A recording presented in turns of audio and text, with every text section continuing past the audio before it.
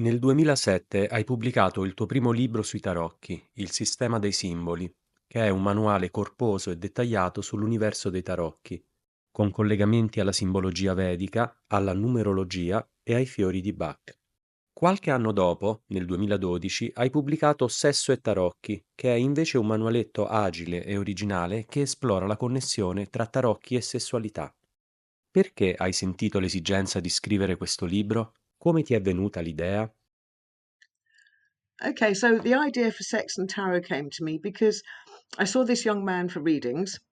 He had 3 in total, and the more readings that we did, I started to realise with what was coming up in his reading that his relationship problem wasn't emotional, it was sexual. And this is a very sensitive subject for somebody to talk about. And eventually we broached it, and eventually we decided that he should see a doctor, that it was actually a physical problem rather than an emotional problem. I realised that people found it so difficult to open up about that part of their relationship. They would talk about the emotions, they would talk about the crisis, but they wouldn't talk about the sexual issues that arose between them and a partner. And so I thought it would be quite fun if I got this out there and opened it up for people. Il libro è il risultato della tua esperienza sul campo come lettrice di tarocchi. Come reagivano i clienti quando usciva fuori il tema del sesso in una lettura? C'erano molte resistenze? E come cerchi di superarle? Ci puoi raccontare alcune reazioni dei tuoi clienti quando si parla di sesso attraverso i tarocchi? The very first thing that happened once I'd published the book and my clients knew about it, everybody was thanking me. People were saying I can talk openly about it now. So it was very interesting. Of course, I also had the creeps who just wanted, a sexual chat, which just was not going to happen. That's not professional. But what I found is that, I mean, I've been reading tarot cards for 40 years, something like that. And it is purely experience that has shown me how to broach certain subjects. And one lovely story I'd like to share with you is that at a place I used to go and do readings regularly, it was a health farm, and I saw both the husband and the wife for a reading. And they'd recently had a child. The child was maybe 6 months old. They were at the health spa to have a little break.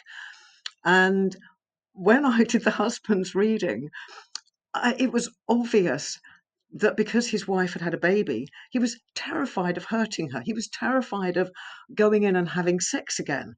And I said, "But your wife is missing this. You actually need to be intimate. Start with a cuddle and build from there." And he couldn't believe that she was ready, that, it was so important she got over the birth. Anyway, the next day in the foyer of this health spa, I saw them and they were beaming and they both gave me a hug and they both said, "We think you've saved our marriage. It's just you've encouraged us to grow close." And we'd forgotten about this. We were so involved with the child, we'd forgotten about not just the sex, but the cuddles and the intimacy that was needed to actually maintain that relationship.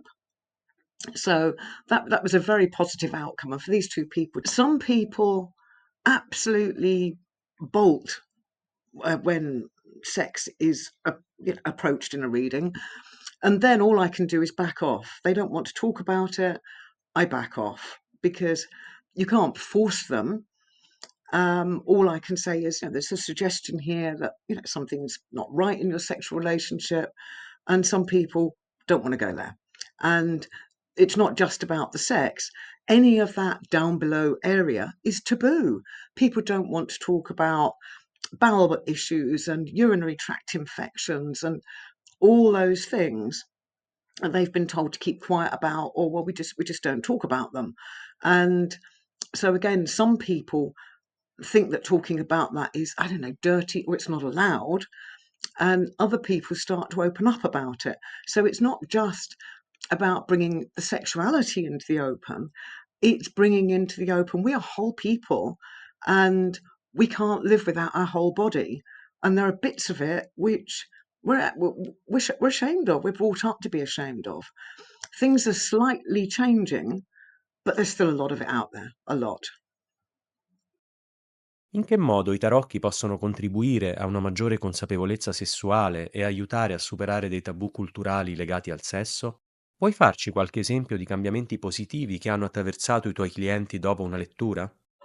I think that some people, especially now they know I've written a book, are very, you're my go-to person. I can talk to you about, my partner doesn't experience an orgasm, or I didn't enjoy this, and they're incredibly open. And some people still can't go there, if you like. Some people are prepared to explore different things, and they're willing to explore those things with their partner. One client in particular, it came out that he was a big guy. He was in the army, and I said, "But who's this other woman in your relationship?" I knew he was married. I said, "But who's this other very strict woman?" And he said, "Well, she's with me all the time." I said, "But who is she?" And I saw that she liked these very matriarchal clothes, very straight skirts and tight jackets. And it came out that he actually liked dressing up. And that's what he did. And he bought these catalogues that he would get his clothing from. And this was, yeah, internet was very new then. So you got a catalogue rather than online. And the more we discussed it, because he was very much hiding this from his wife, clothes in the bottom of his closet and so on. And through discussion and the use of tarot, the cards implied that his wife would be okay if he came out with it, if he actually said, this is a part of me. He wasn't gay, but he liked wearing these particular women's clothings when the urge took him. And so, with the help of tarot, very gently, he broached it with his wife. And in the end, she was happy with it. She was content that, well, on Tuesdays, this is how he dresses and walks around the house. He doesn't hide it anymore. Um, and it didn't change any of their sex life, from what I understood, but it changed his ability to be himself when he wanted this feminine persona, although she was actually probably more of a masculine persona than his masculine persona was, because she was quite a tough, butch kind of lady. Some people, when you're talking about sexual problems, everybody assumes that sexual problem comes entirely from the mind, that they're lacking, or they're lacking some sexual thing. And people forget that many sexual problems arise from the physical, and they're incredibly embarrassed to go and see their GP about these things. And that's one thing I encourage, like, let's tick the boxes before we say it's all in my mind, I'm a bad lover, I'm rubbish. Let's go and see if there's a physical problem such as hormones or a urinary tract infection that is actually creating this problem that you're having with your partner. And I think it's I'm people's support system. I don't think I've encouraged anybody to be, I don't know, hugely experimental. I think I've just helped encourage people to be who they truly are and how they wish to express themselves, and whether they're comfortable with that expression. Um, I remember one lady, her husband very much liked having sex out in the open, which these days all a bit risky. There's cameras everywhere.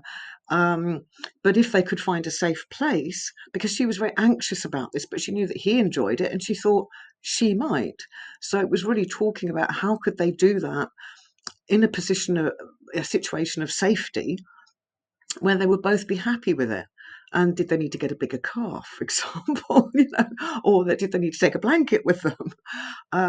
Because in principle, she was okay with it, and they had experienced sex outside, but it was the practicalities and the law and all that stuff that made her anxious.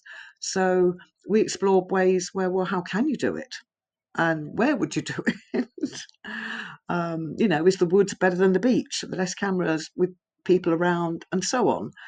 And they managed to find a way through that. So as I said, it wasn't something new. It was sometimes finding a way past the obstacles um, in life. Nel contesto contemporaneo, in cui la fluidità sessuale e le teorie di genere sono sempre più discusse e accettate, Come pensi che i tarocchi possano riflettere o supportare una visione più inclusiva e flessibile della sessualità? Ci sono archetipi o carte specifiche che secondo te rappresentano meglio queste sfumature di identità e orientamento? I think my absolute go-to card is the Page of Swords. I jokingly call him Tricky Mickey. I have seen this before gender fluidity was there. It is somebody who likes dressing up. That doesn't have to be physically dressing up, but they put on a persona that is another than who they are. Hence, it also represents military people because they put on a uniform and become a soldier. They take it off and they stop being the soldier. But I have seen it where also it represents gay and lesbian people, because what you see is not what you're getting. I mean, I'm sure that most of us, if we're female, we go up to a guy or woman, whatever, and we think, gosh, they're attractive, and we start talking to them. But we don't know that they don't prefer our sex, they prefer their own sex, because it's disguised in some way. It's not out there. They haven't got it written across their forehead. Um, and so the Page of Swords is always people who are other than what they would first appear. So we see what we think is a male body and we think that's a man, he must like women. That's not necessarily the case. These days it may be transgender, it could be a gay person, and equally that's for women as well. So we see a pretty girl and we think, oh, guys are really going to fancy her. One particular client of mine, she is drop dead gorgeous. Every guy thinks she's lovely, but she's gay. I know she's gay. I've met her girlfriend. I've been to her home, done readings for them. Um, so what society expects to be behind that package is not there with the Page of Swords. And the other thing about the Page of Swords is, and maybe society is making this a bit easier, is the Page of Swords is very good at weaving stories, and people don't always want to say what their gender identity is or their sexuality is. There's still a lot of it in the closet. And so they're very good at telling stories. We might call it fibbing, telling tales, showing them to be something other than they are, to try and conform and fit with society. And so that is one of my go-to cards. I remember a lady was having a reading. She asked about her son, who's a teenager, 18, something like that. And I said, I've got to ask. I said, is your son gay? There was another couple of cards with it. And I remember she thumped the table and said, I wish he'd come out with it. I'm sure he is, but he won't come out with it. He's hiding.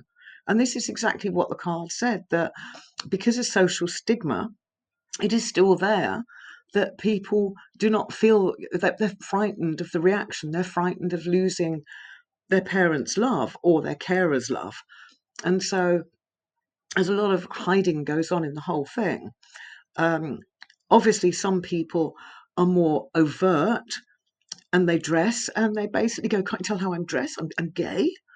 Again, that comes under the Page of Swords. They like dressing up, they like showing who they are. Um, so it's my go to card when I'm looking at anything that is unusual or different in that person's sexuality. If we've got the King of Cups, for example, he's usually a nice, steady family guy. Emotions and looking after the family are much more important than being a workaholic and getting lots of money to take them on big holidays. He wants to be there and care for everybody. That's very what we would say normal. Whereas other people explore themselves in different ways, and that shows, through the deception, if you like, of the Page of Swords, because we feel that we're deceived when we've chatted, from a woman's point of view, chatted a guy up and think he's great, and then you find out he's gay, and it's like, well, hang on a minute, have I been tricked, or am I just too dumb to notice this? There's no hard and fast rules with tarot. I think one thing that a lot of people, I'm not criticizing people who write tarot books by any means, but people write interpretations. It is very rare for somebody to choose one card on its own. Cards are always coloured by the cards that are next to them, and you have thousands, if not millions, of combinations going on there. And so I always look at the card combinations for a particular reading to see what emphasis is being put on that. So, for example, if I have the Page of Swords and it's next to the Ace of Swords reversed, that person is definitely a liar. They are intentionally conning somebody. But if somebody has the Page of Swords and the Ace of Swords stuck the right way, then they may be being deceptive by their appearance, but they're being honest in who they are. And there's a huge difference. And to write a comprehensive book that takes in every nuance of tarot is impossible. I thought about trying, well, I sort of part tried it once and decided it would take me the rest of my lifetime because things are socially changing. One very good example is the Three of Cups. As I said, I've been reading cards for 40 years. And when I first started reading the Three of Cups, the marriage card, up the right way, marriage, you're married. Reversed, you were living in sin. You were not married, but you were still a couple. Very, very easy. These days, it's in flux because people don't perceive that living in sin thing anymore. So for a couple who are not married, are equally as likely to get the Three of Cups because they're still a couple. And so interpretations change with society and with what goes on in the world. Quali sono le carte dei tarocchi, tra arcani maggiori e minori, che esprimono maggiormente le energie sessuali? Okay, so the batons, because they're fire, they are very much about your sexual energy. The Ace of Batons is the erect penis upside down. It may mean that the guy's got erectile dysfunction, or even that the woman, isn't getting moist, ready for intercourse. So the fire is there. That is nature, and so they're very sexually orientated cards. The cups are the emotional side of things, and in an ideal world, you're looking for the batons and the cups together, and yet some people also if you want to look at what turns people on, the swords can be very important because the mind, some people actually intellectually get turned on. So that can be shown in a reading that the guy isn't after a Queen of Cups type. He's very loving. I'm going to bake some cakes and look after the children. He wants an intellectual equal. That is going to be his turn on. Somebody who'll do, the difficult quiz with him or something like that, or discuss theories. Um, Coins aren't a particularly sexually orientated suit unless you get turned on by money. And, if money and property really give you the hots, that's fine.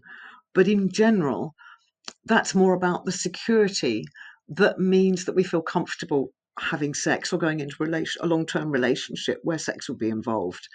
It doesn't tend to, on their own, be a turn on. Um, one of one of the sexiest cards in the pack is the King of Batons. And one client of mine, people take the cards. I'm taking the cards. They're random, and she always points. And there's the King of Batons. She goes, "There's my husband," and I call him Sex on Legs because that's always an attractive man. It doesn't mean he's going to be what a million people will find attractive, but he is attractive to the person who's having the reading. He's sexy to them. And the Queen of Batons, not so much. She's a sexy lady, but it hasn't got the same connotation that people would sort of go, wow, sexy. So again, attractiveness comes into it a lot before we can actually proceed to have sex, unless we're just out for some fun and don't think about that. But as I said previously, card combinations are very important. So somebody might have coins with the baton saying that they need that security in order to have a good sex life. And some people might have swords and batons saying, actually, I need the intellectual stimulation. I'm not that bothered about the financial security, but I've got to have a partner who, keeps my mind active as well. And the other thing about batons is they're fun. And the fun in sex is very important. If it all gets, too intellectual, it's not a lot of fun. And people like to have joy in their lives. You can also bring into that alcohol. Alcohol often plays a part in sexual relationships. The Nine of Cups is where people have a drink with friends, it's all very sociable, and that's fine. And that means that sometimes people feel more relaxed to meet somebody, to have sex, or even with their regular partner. We had a lovely meal, we had some wine, that feels good. But when it gets to the dark side, the obsessive compulsive side, it's, the Nine of Cups might be with the Devil card, which is a habit, saying, hang on, this is a habit. And I might find out that that person has never had sex without having had a drink first. I kid you not. I have spoken to people where they said, I've never had sex sober. So they don't know how to relax with somebody, and they don't feel they can perform if they haven't shed something that's holding them back. So there's a kind of an embarrassment there. So these combinations that I see are very important for letting me know where somebody is and what's going on. In Sesso e Tarocchi analizzi ogni singola carta e alcune combinazioni di carte rispetto ad alcuni macro temi che riguardano le relazioni e il sesso: la gelosia, l'infedeltà, la ricerca di un partner. Nella tua esperienza di oltre 40 anni di letture, come sono cambiate le persone rispetto a questi temi? E secondo te ci sono altri temi che oggi sono diventati centrali rispetto al sesso? I think what has fundamentally changed in the dating game is these days is that people aren't going out and meeting people, they're meeting them online. And what they're finding is that when they're actually face to face with that person, they're not getting the vibe, or the vibe is very different from what they were picking up online. And the absolute bane of modern day sexual relationships is text messages. I have had, male and female clients, they show me a text message. What is meant by this? What did they mean by this? That creates a huge confusion because you can read that text message in three different ways. And if it's in response to something, or there's a time delay, or they've sent other messages, you're not quite sure what they're responding to. So people aren't getting out and about personal enough now to meet people. They're not getting that vibe across the room. An absolute classic, a client of mine, teenage children, she said that her son was having a birthday party, and he'd invited this girl that he really liked. And I said, do they know how to communicate? I don't see much talking between them going on. She goes, oh, he really likes her. She came back for a reading a while ago, and she said, yeah, the girl came to the party. They didn't say a word to each other because their entire relationship was the fantasy based on texting each other and messaging each other, not actually being with each other. And so there's this huge barrier to people actually meeting and connecting. And the amount of people I now go is, how do I meet somebody? Pubs are closing. It's probably the same in Italy. Where do I meet? Where's a safe place to meet?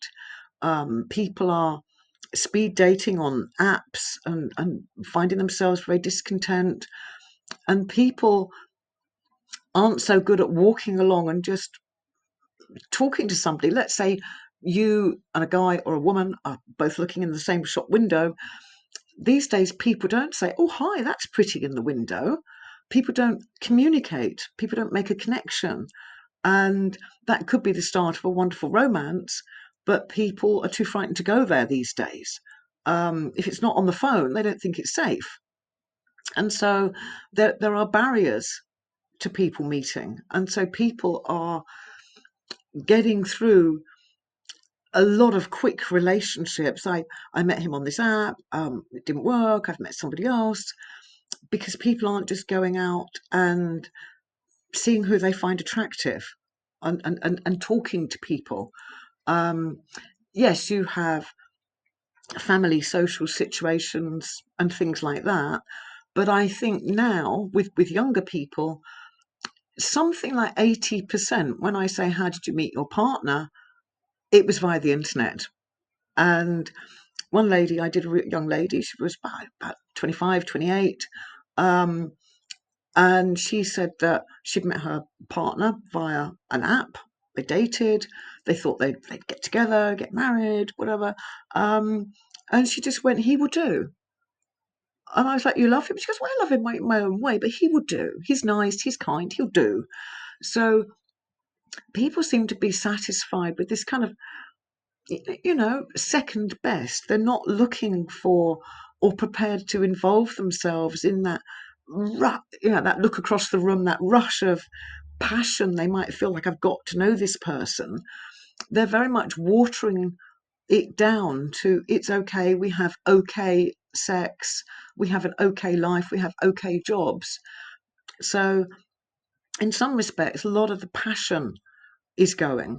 And then when people do encounter passion, it's a huge shock to the system, because by that time they're with somebody they met on the internet, and then Mr. or Miss Perfect is next to them, this passion, and they don't know what to do with it because it terrifies them. And there's a huge amount of guilt about, well, I'm in a partnership and should I have sex elsewhere, or what do I do? Because people aren't looking for that passion in the first place. They're looking to, people are ticking boxes. People are ticking boxes of, I'm going to get the career, I'm going to get the money, and then I'm going to get the partner. Um, Another one on that I saw, this woman had ticked the boxes. She was about 30, so she got the career, she got the husband, and she now wanted to have children. And she said, well, we've been married a year and I haven't conceived. And I said, well, you have to give it time. And I looked at the cards and I asked her, because of what the cards were showing, I asked the obvious question. I said, you haven't conceived, but are you having sex? And she went, oh, no, we might have some fertility treatment. And I said, but actually, to conceive, you need to have sex. And they had sex, I don't know, once every 3 months or something, she said. They'd been married a year. And the idea of going through the whole process seemed quite abhorrent to her, that they would have passionate sex and they'd create a child. But having the child was like ticking one of her boxes. And because she hadn't conceived after a year, having had sex, about 4 times, she was concerned that she'd have to have fertility treatment. And so things have gone quite squiffy in many ways. And this is going to sound like a class thing, and it's going to sound quite awful, but middle class people are ticking boxes. People who want to be more upwardly mobile, make money, get a property, have children. The lower classes, the people who aren't maybe so well educated, don't have such good jobs, they're just getting on with falling in love and having children. They're just meeting somebody within a social group and having a child by the time they're maybe 25. And so there's now a disparity between these classes, if you like, where the less educated are having the children and the higher educated are leaving it too late. And then they are having fertility treatments and things like that, because they're more interested in the social standing that they will give their child, but then they're not necessarily able to easily have one. So, sexuality and how people are dealing with it is changing, because people are being too, as I say, restricted in what they think they should do to compete in a life where they're looking at what everybody else is doing on Facebook and other social media, and they think they want to be equal. And I know this is an aside, but one thing I would say is, do not believe what people put on Facebook. I read clients. I'm friends with some of my clients on Facebook. They put up a lovely post. Here's my family. Here's my lovely day out. Life is gorgeous. Aren't we doing well? 2 minutes later, they're on the phone to me saying, I need a reading. Everything's really awful.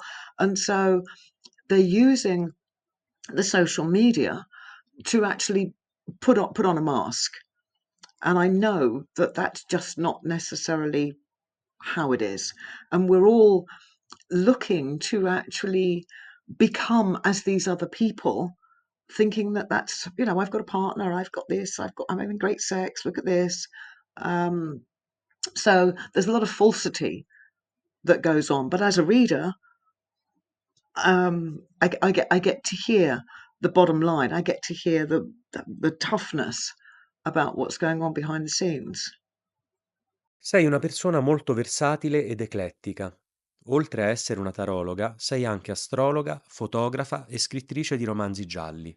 Come si evince dal tuo primo libro, ti piace unire discipline apparentemente lontane tra loro. Credi che questa ecletticità e il desiderio di superare la separazione sia qualcosa di positivo anche nel campo della sessualità?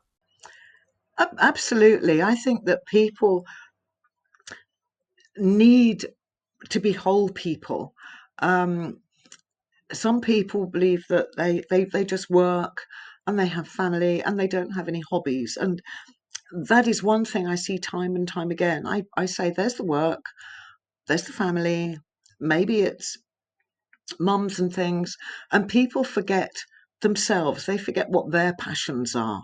And to actually be whole is important because people are thinking that they've got to spend all their time at the work or the family. And why did these people fall in love in the first place? Because that person was really cool. They maybe played the guitar or they did painting or they went out on their motorbike.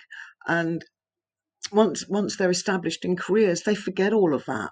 And so sexuality is enhanced by people being whole, by people enjoying their hobbies and their creativity, and then they come back and they've got something to talk about rather than just work or the chores or the children or whatever.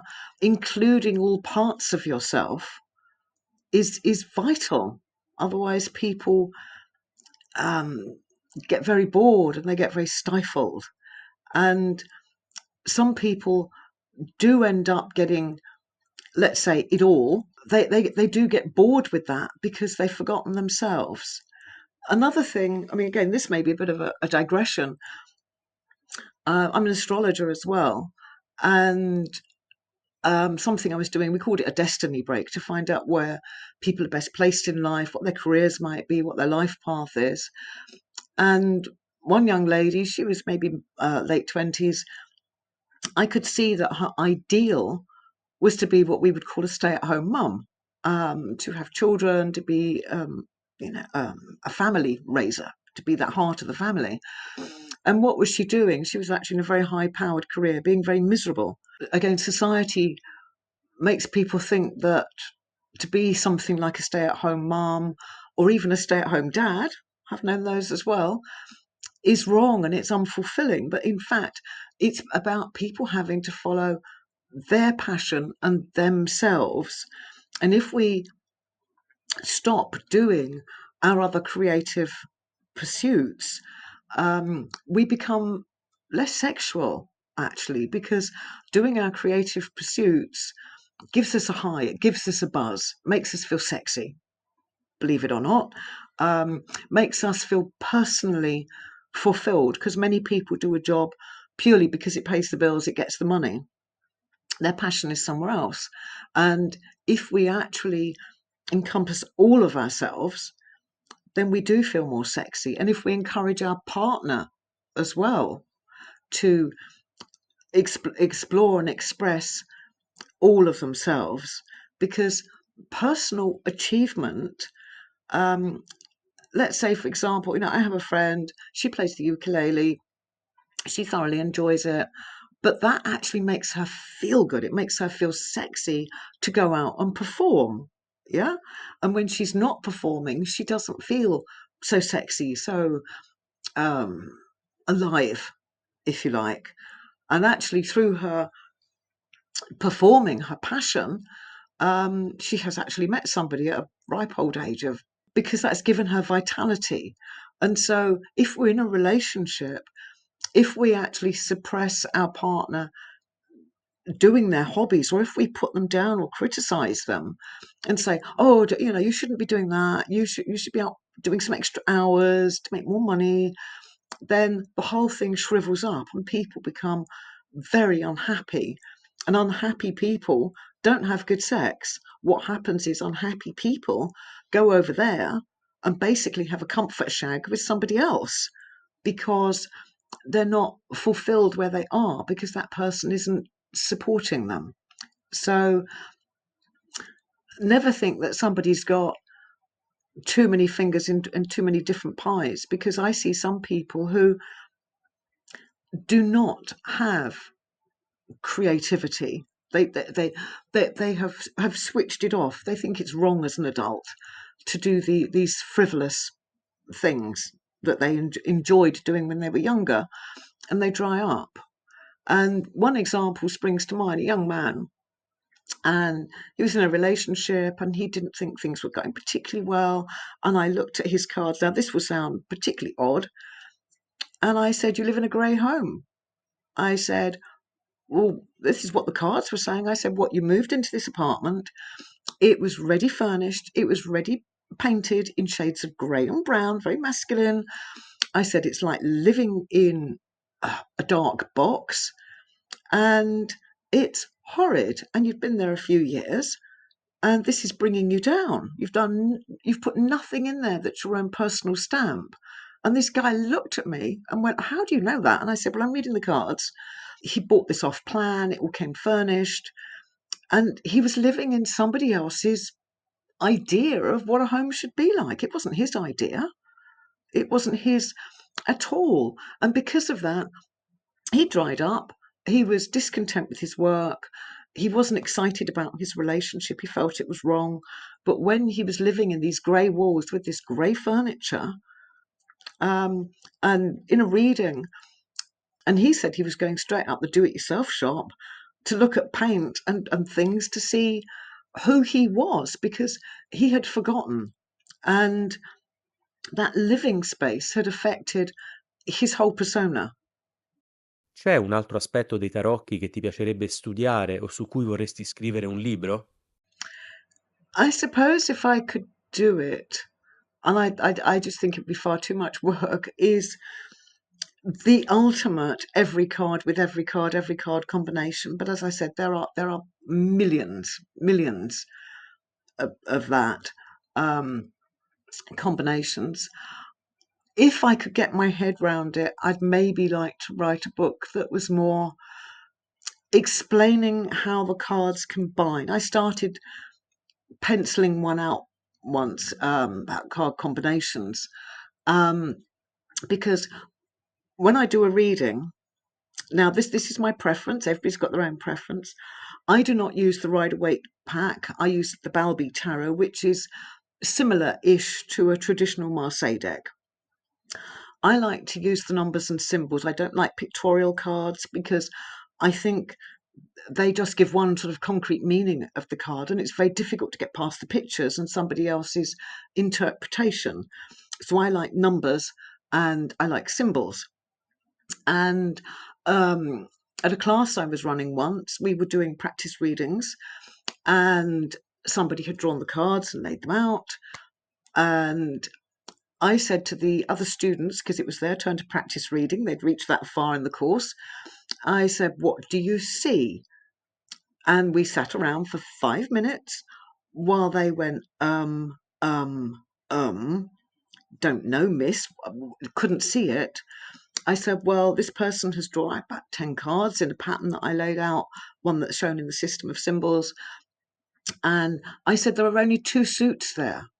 There are only two suits. There were only batons and cups, so there were no swords and coins." And they could not see this. These people have been studying with me for about 4 months at this point, and they didn't see that there was a pattern. Don't worry about the numbers, don't worry about the positions, just see the overall pattern of that reading. And that was, there are only two suits. And then you say, "Well, why are there only two suits? What's missing? What's going on? Let's look at the detail now." I've been doing this so long that I know that if I see that card there and that card there, that over here, even without a card being there, I know which card will come up. I know what card, what way that is moving, because of the whole rhythm of the numbers and the rhythm of the symbols.